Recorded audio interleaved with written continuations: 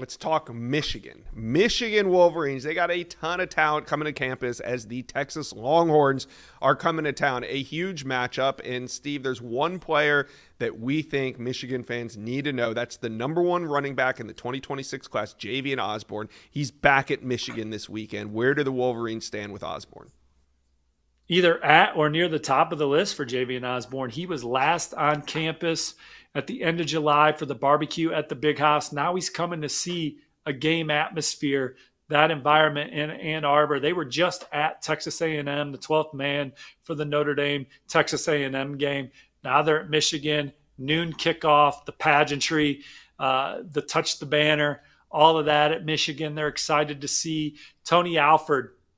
They view Tony Alfred as like an extension of his dad. You know, his dad, Maurice, tells me that Tony Alfred reminds him of himself, the way he coached his son in Pee Wee football. He sees a lot of those similarities and really trusts Tony Alfred to coach his son on the college level.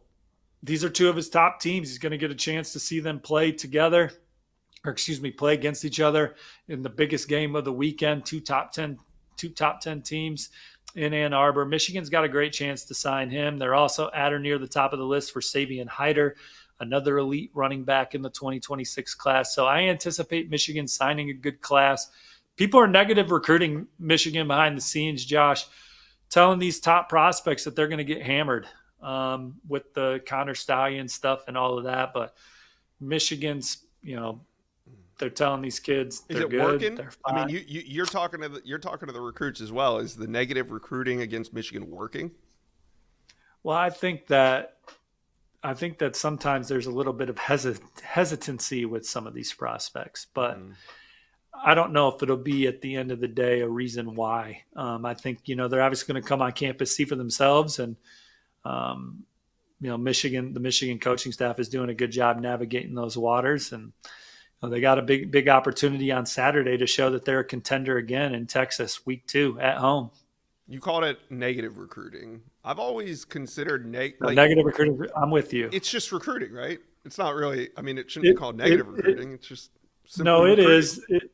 So negative recruiting. I have 2 thoughts on it. Negative recruiting is just recruiting, unless you're just throwing some BS at the wall. Well, if you're lying, it's one thing. It's one thing to like be recruiting against the school, and you're recruiting a top 100. You're recruiting an elite wide receiver, and you tell them that you threw for 380 yards in week 1, and the other team threw for 100. It's not negative recruiting. Okay, is it negative recruiting if you're battling for a wide receiver and you're telling that wide receiver that, hey, if you go to that school, that wide receiver coach is going to go to the NFL next year? Is that negative recruiting? Well, I mean, it's just throwing it at the wall. It's recruiting. Right. All right. I mean, I guess if you say so, but I mean, I just think that there's an ethical way to do it or not. But to your point, like whatever. I mean, there's some people that are ethical recruiters and there's some people that aren't. I'm just saying that to just say every year that Larry Johnson is going to retire and he doesn't is, something they know they got to counter. But yeah,